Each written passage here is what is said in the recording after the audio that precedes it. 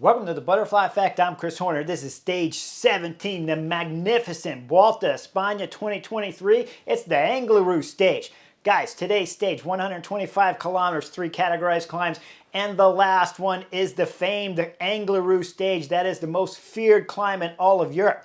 The last section of the climb, it comes in two halves. The first half is hard. The second half is unbelievably hard, probably averaging about 15% for the last 5-6 kilometers with 24% sections. This is the jersey from the 2013 Angliru stage, and I won the Vuelta España in 2013 after securing up the big-time battle against Vincenzo Nibali, Alejandro Valverde, and Joaquim Rodriguez that were all battling me to try to win the Vuelta España in 2013. Now, today is a big, long discussion here about some of the teamwork and some of the chemistry that I've seen going on through Jumbo-Visma. So guys, grab your Coke and your popcorn and your soft drinks, whatever you want to drink, but sit back, relax, and then get fired up because today's stage, I'm about ready to unload on Jumbo-Visma.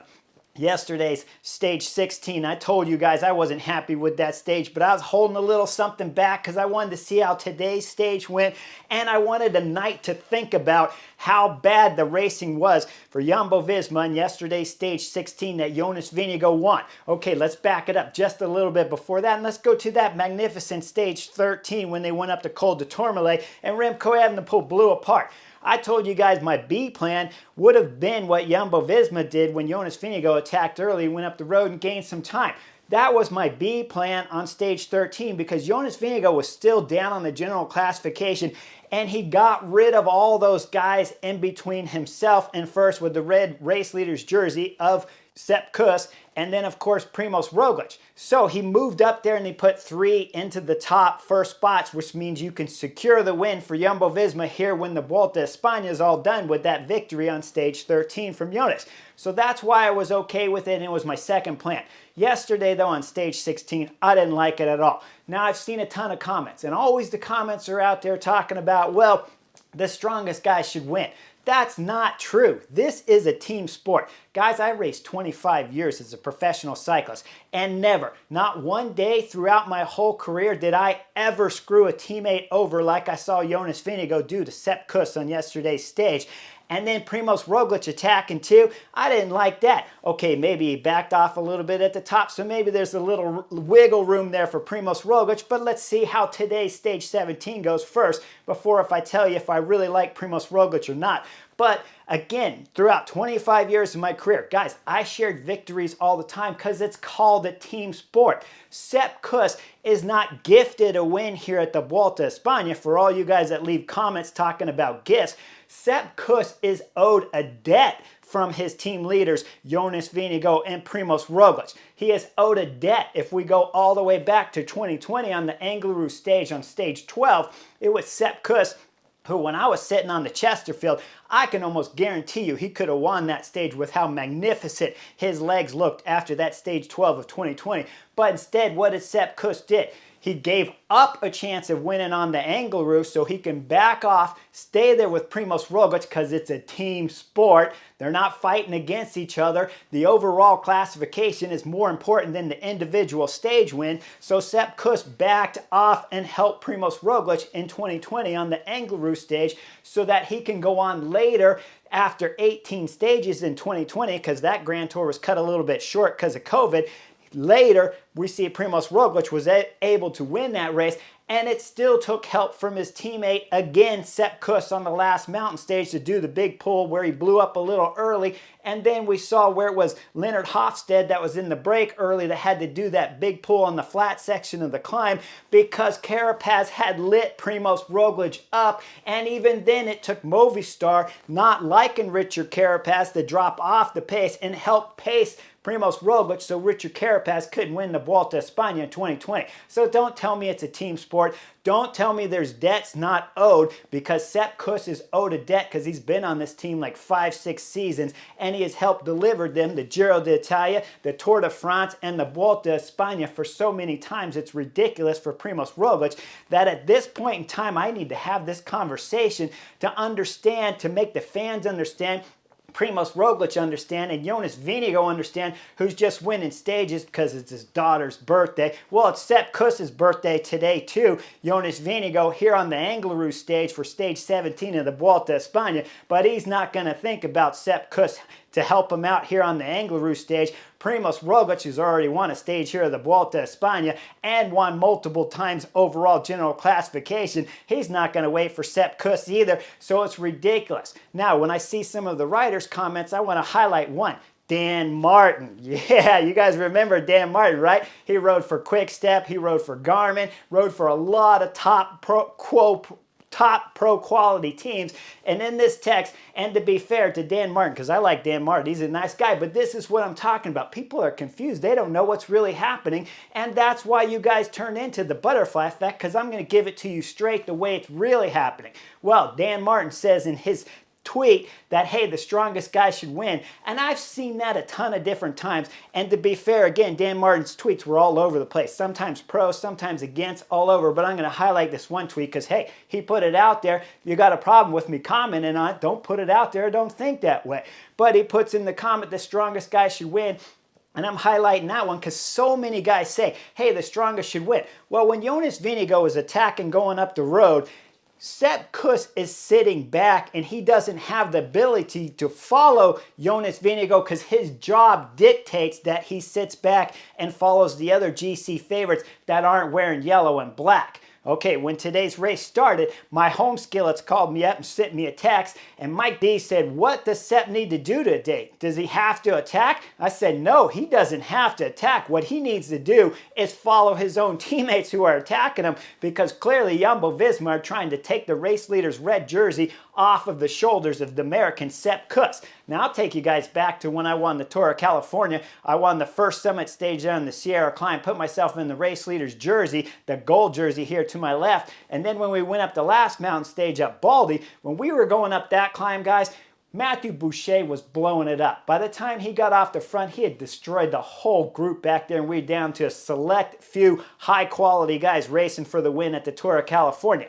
Now, Levi Leipheimer came up to me while Matthew Boucher was still on the front, and he said, Chris, let's go, let's light this up. I looked over at Levi Leipheimer. I said, we don't need to do anything. We have the race leader's jersey here, the gold fleece. We don't need to do anything. Relax, it's all good. We leave Matthew Boucher on the front for as long or all the way to the finish if they want to go slower. Levi said, I got good legs, we can win. I said, okay, but we've already made deals back there with Andy Schleck that if his team rides on the front, we're not going to race for the stage, so you need to get it A-OK by Andy Schleck first. He went back, talked to Andy Schleck, and he said, yes, Andy Schleck says his legs are no good, we can light it up. I said, go ahead, you light it up, I'll follow, and we'll go up to the top, no problem. Now, guys, I had fabulous legs. I could have won as soon as Matthew Boucher had pulled off the front and soloed that stage. But when Levi Leipheimer lit the race up and I'm on his wheel, we're going 1-2. Your job is to win the stage for Radio Shack at that day. My job is not to win as many possible times as I personally can. My job is to make sure Radio Shack as the sponsor looks golden. Jumbo-Visma's job here on yesterday's stage 16 is to make the team look like they're cohesive, that they're gelling well, and Sepp Kuss, man, the gentleman he is, and he is an incredible gentleman. That's why I'm sure a lot of people out there watching this video will agree with me that we want Sepp Kuss to win because he's a gentleman, not because he's a U.S. rider. I don't pick that way. I pick because Sepp Kuss is an amazing person and teammate, and selfless to a fault almost here when it comes to battling for the race leader's red jersey. And so when I'm up here discussing what's happening about taking care of your sponsors, when we look at that Mount Baldy stage, we're coming to the finish. I'm not going to sprint Levi Leipheimer for the win, and I'm not even friends with Levi. At this point in time in the Tour of California, we're less than friends. But my job is to make the team look as good as it possibly can, come to the line looking like a cohesive unit, and sharing the love amongst the team, even if we're not friends. So Levi Leipheimer won that stage. We went across and arm in arm. It looked fantastic for the sponsors, and it looked great for the team. And the chemistry within the team kept getting better and better. Right now, Jumbo-Visma's not looking that great in terms of chemistry to half the fans out there. And of course, some of the other half, they appreciate and like all the attacking because they believe strongest guy should win. But that's not an option for Sepp Kuss if his if his tactic from the team rules needs to be that he has to stay with the other guys back there from GC before he can bridge across to Jonas Vingegaard. So it's never going to be one-on-one. If it was one-on-one, you would never come to the finish with Primož Roglič if you're Sepp Kuss because he's too fast. You would start attacking from further out. If I take you guys back to Strade Bianche earlier, the women's Strade Bianche this year, when it's Demi Vollering and Lotto Kopecky coming to the line, and then Lotto Kopecky was sprinting Demi Vollering, that didn't look good, right? And why would Demi Vollering take a big girl like Lotto Kopecky up the final climb just to have to sprint with her in the finish? No, you would start attacking a long ways back. So if you see two teammates coming to the line, there should never be a sprint. There should never be Jonas Vingegaard going up the road, gaining maximum time on his teammate Sepp Kuss while he's wearing the race leader's red jersey. Okay, that's my complaint. Dan Martin, you need to get it right. I've seen a few of your other tweets where they changed their talk, and you did get it right. But that first tweet's ridiculous, talking about how the strongest guy can win. Because Dan Martin, if I take you back to 2013 for your LBL win, it was Ryder Hesjedal who got 8th at LBL, one of the biggest, best one-day classic races in the world. Ryder Hesjedal was the one leading you up that final climb. That gave you that win at LBL. So don't tell me it's not teamwork when Ryder Hesjedal hand-delivered you LBL victory, because we all know you're the fastest guy in that small group that came to the finish of one of the biggest, best classic one-day races in the world. So you should know better than to say strongest guy wins. Otherwise, Ryder Hesjedal probably would have just lit you up on a couple of the climbs before that instead of pulling you all the way to the finish so that he could win the race for Garmin instead of you having a golden opportunity to win LBL. Okay, that's my rant. Let's get into the race because there's going to be some more ranting coming later. But like I said, 125 kilometers, 3 mountain climbs.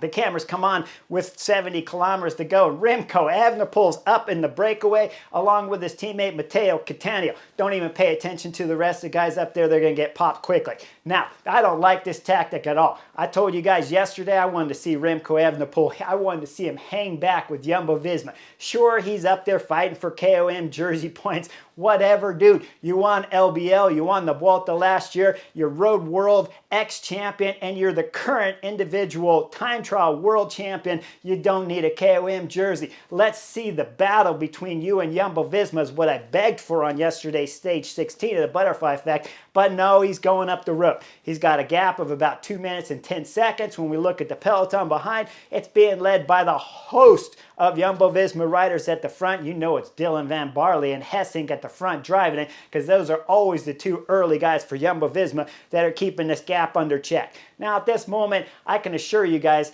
the break didn't just go at 70 kilometers from the finish, so Remco Evenepoel's probably wasted bullets all over the place trying to get up the road with Matteo Cattaneo. They'll hit the first climb. Matteo Cattaneo and Remco Evenepoel will drop all their breakaway companions. Now we got two guys up the road. And on this first climb, once it starts proper and gets a couple K into it, we're going to see Marc Solarism. I told you guys the Solarism was coming back. There was no doubt about it. There's no way Marc Soler cannot be the Solarism for 3 weeks of total racing. It's not possible. Well, now it finally came. We're starting to see Solarism firsthand while you're sitting on the Chesterfield. This is why I love the guy, because he's always doing some knuckleheadism stuff. Solair's attacking, going up the first climb. Why would he be attacking? What is the point of being attacking when you got Jumbo-Visma riding on the front, who I told you guys yesterday at stage 16 that they were going to ride for the stage win here on the Angliru, because it is that prestigious of a victory. Not prestigious enough to let Sepp Kuss drop Primož Roglič in 2020 so that he can win the stage. But now when Jonas Vingegaard and Primož Roglič have a shot at winning in the Angliru stage, now all of a sudden it's important. They're willing to risk the race leader's red jersey, which is ridiculous, which means they are knuckleheads up here on the Butterfly Effect, because there's no way you want to put more pressure on your teammates when we're not on the last stage of the Vuelta a España and you have first, second, and third in the race lead here at the Vuelta a España. Instead, they're going to put their guys on the front and start driving. Well, like I said, Soler's a knucklehead up front. Remco Evenepoel, we don't believe he's going to make it to the finish, but at the time when the cameras came on, I don't know what he's done before the breakaway, so maybe he's got some good legs. Well, we see coming off the second climb, Remco Evenepoel still got about a 2.5-minute gap on the peloton behind, and we got Cattaneo riding on the front through the valley between the first and second climb. Cattaneo's doing a solid pace. He's driving it full stop, and once we get into the second climb, Cattaneo's going to pull over. We're going to see Remco Evenepoel wave a thanks there to Matteo Cattaneo, and then Remco Evenepoel's going to start accelerating. At this moment, we're on the second climb. We go back and look at the peloton, who's about 240 back there at the time of Remco Evenepoel. And we got Soler stuck in the middle, and he's got a couple of the companions that got dropped from Remco Evenepoel, but he's going to dislodge these guys quick on the second penultimate climb here to the finish of this stage 17 of Tour of Spain. Now, Soler's going solo, Remco Evenepoel's going solo. The peloton behind, they're about halfway up this climb, so we got about 4 kilometers to go. And we see Bahrain victorious get on the front with 5 guys. Tibieri's up there. Wout Poels is up there. We know Santiago Buitrago, he's a climber, so he's in there. Landa's up there, and Caruso, second at the Giro d'Italia a couple years back. That rounds out 5 guys at the front of the peloton for Bahrain victorious.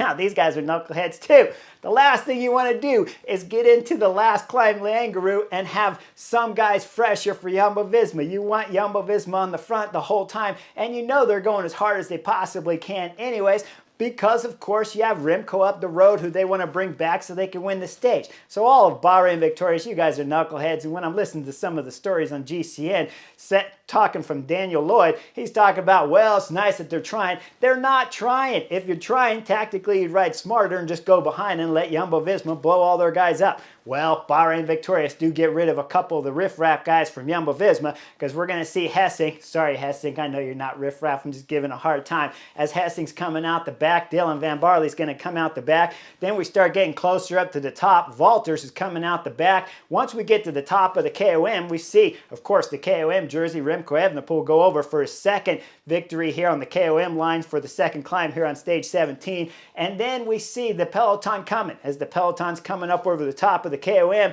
look at the back. That's Jan Tratnik that's coming out the back. That's going to be 4 guys from Jumbo-Visma, which means you only have 4 guys up there and 3 are your leaders. So that means Wilco Kelderman has to look after 3 guys if something happens to these 3. Bad scenario to be in when you got to drop down the next and final descent here on stage 17, because it's twisty and dangerous. But you look at the peloton going over the top of the KOM, they're just about wrapped up Soler.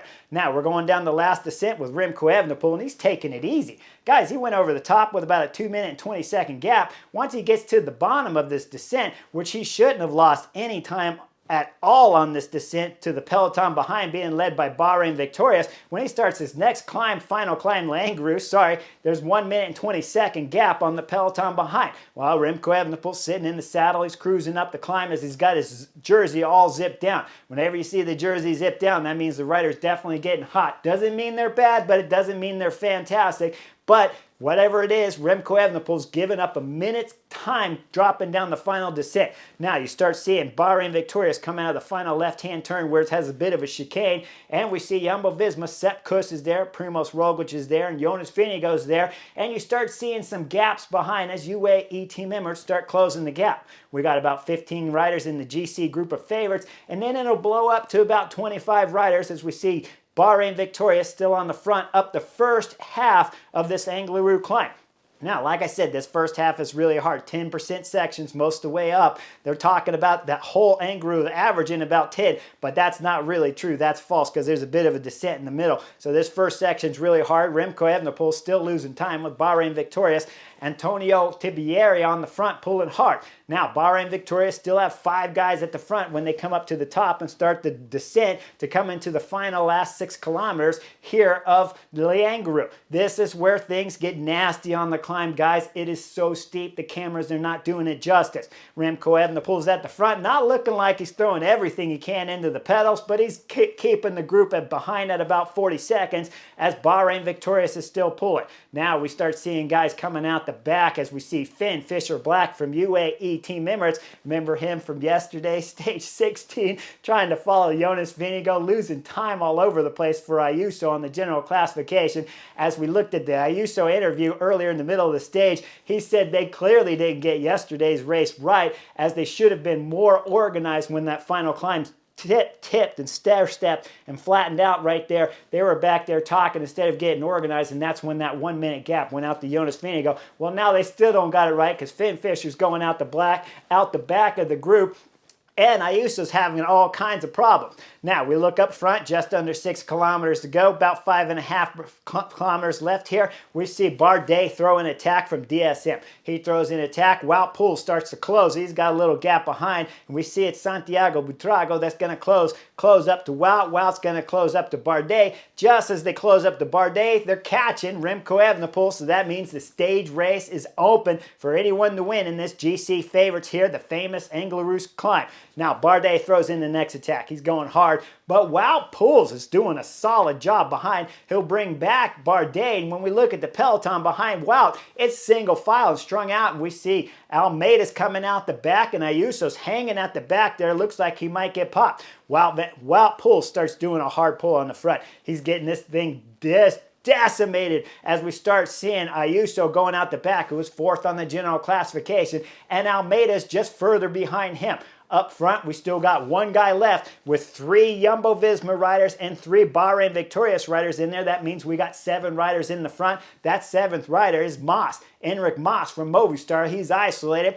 Jumbo-Visma, Sepp Kuss, Primoz Roglic, Jonas Vingegaard's there, and Bahrain Victorious, they got 3 riders with Wout Poels pulling on the front magically. He's got power all over the place and has decimated the field. Second on his wheel, Santiago Buitrago, and then Landa. Landa's trying to move up on the general classification with all the GC guys coming out the back, and only 7 guys left in the front group, and it's going to be 6 soon because Mas is falling off the back. Once Mas falls off the back, Wout Poels is pulling magnificently. Then we see the Santiago Buitrago. He moves over to the left and starts dropping back. This is about 3.5, 4 kilometers to go as Santiago Buitrago can't hold the pace of Wout Poels up front. Wout Poels hears on the radio that Landa gets on there and he's chatting to him, and then Wout Poels looks back, realizes that Landa probably needs a little bit of slow down of the pace because he's blowing things up. Why he's going this hard when Jumbo-Visma could be on the front, and which Jumbo-Visma rider would have been on the front right now? Would have been Jonas Vingegaard, would have been Primoz Roglic, or would have been Sepp Kuss that had to follow those attacks. If guys would have been attacking or trying to pull back Remco Evenepoel, we'll never know because Bahrain Victorious is a bunch of knuckleheads, but Landa is possibly moving up on the general classification if he can hold the pace of Wout Poels.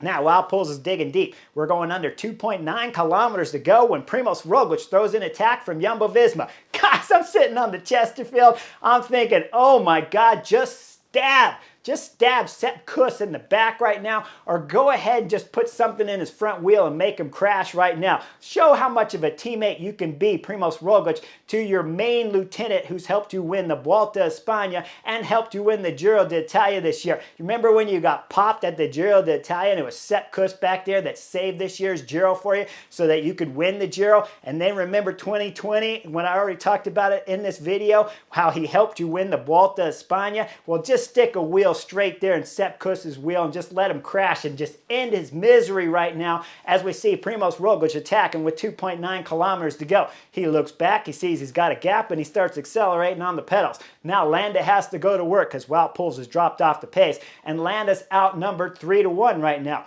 With Landa on the front, Primoz Roglic is going full gas. Then we start getting just under 2.5 kilometers to go, and Sepp Kuss jumps across and bridges the gap through the crowd up to the back wheel of Primoz Roglic with Jonas Vingegaard just in tow, just a hair off behind Sepp Kuss that's bridging up to Primoz Roglic. That'll give you 3 Jumbo-Visma riders at the front. Well, you think at this moment that Primoz Roglic could back off, but now he's going full gas. Landa's getting dropped back there and can't quite hold the pace as he got attacked from all 3 Jumbo-Visma riders. Now we're getting under 2 kilometers to go. You see the banner there. Sepp Kuss is looking like he's dangling off the back. He's already rotated positions with Jonas Vingegaard slotted into second. Sepp sitting in third. And all of a sudden you see the gap open up to the American rider wearing the race leader's red jersey here, the Vuelta a España. As the gap opens, Sepp Kuss gets on the race radio, says, Guys, what he says, I don't know, I fill it in. If I was a race leader, Sepp Kuss, I'd have said, you guys need to slow down, I'm coming off.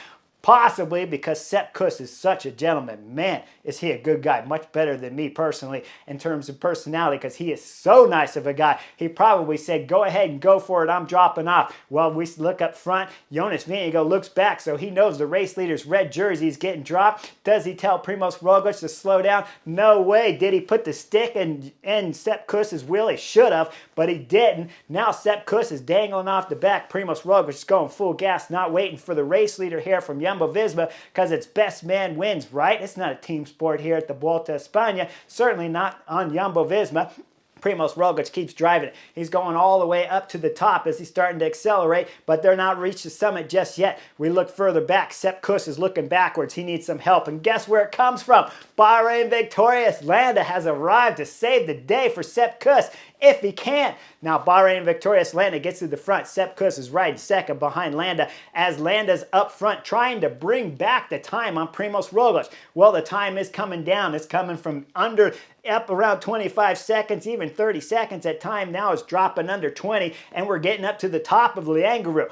Primož Roglič throwing in a huge acceleration with 1 kilometer to go in today's race as he's caressing the top of the Angliru with Jonas Vingegaard on his wheel. We look further back at about 16 seconds. That's Landa going full stop, trying to bring back time and possibly saving the race leader's red jersey for Sepp Kuss, who started today's stage 29 seconds down on Jonas Vingegaard, his teammate who attacked him and stabbed him in the back. Up front, they're dropping down the descent. Primož Roglič going full gas through all the curves. He'll give a little tap to the hat there to salute today's race. Notice he didn't arms all up, posterize, or anything like that. That's probably because he feels like a dirtbag at this point in time, crossing the line and winning today's Angliru stage here for Jumbo-Visma, with Jonas Vingegaard getting second.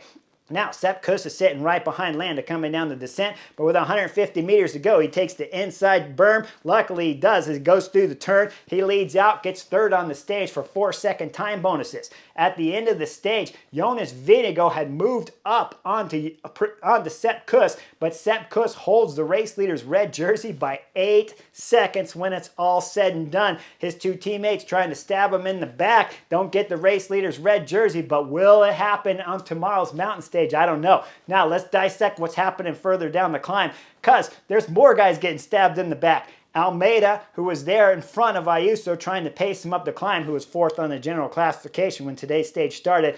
Almeida dropped Ayuso going up the climb, bridged up to Kian Utebrooks from Bora Hansgrohe, and then dropped Bora Hansgrohe rider Kian Utebrooks and came into the line about a minute up on Ayuso, who lost a ton of time to Almeida on today's stage. Still stayed fourth on the general classification. I told you Sepp Kuss is in the race leader's red jersey only by 8 seconds, which means Jonas is second. Primož Roglič, after today's second victory here for him at the Vuelta a España, is still third on the general classification. Now, when it's all said and done, guys, this is a team sport. If I didn't make that clear at the beginning of the race, and if Sepp Kuss's interviews lead you guys into believing that this is okay to attack your teammate and that he doesn't want to be gifted a win, you're not gifted a win, Sepp. You deserve this win. You have credit in the bank. Primož Roglič, Jonas Vingegaard, and every director on Jumbo-Visma owe this to you to ride for you in these last mountain stages and bring home the race leader's red jersey for Sepp Kuss so he can take this home. I've never seen a finer gentleman on the bike than Sepp Kuss. Magical, the words he put out on today's race. But guys, I'm going to say it the way it is on the butterfly effect right here. They stabbed Sepp Kuss in the back today. Primož Roglič even talking about to Sepp Kuss, saying, hey, if you really want this, dig deep, something in that, and you can win this race. Well, you can win this race if the teammate that you've helped win multiple Grand Tours actually did some work for his teammate, because it's a team sport. Primož Roglič and Jonas Vingegaard sitting there second wheel. I'm surprised you didn't sprint Primož Roglič for the victory today and stab him in the back too, because Jumbo-Visma looked like a bunch of amateur knuckleheads up there, and the only professional rider that really understands team sports is Sepp Kuss, the American rider who's still wearing the race leader's red jersey here at the Vuelta a España. Make sure you guys like and subscribe. There's another mountain stage for tomorrow, stage 18 in the Vuelta a España. And you know, here on the Butterfly Effect, I'm going to give it to you the way it happened. That's the way it is. Like and subscribe. I'll see you guys on the next edition real soon.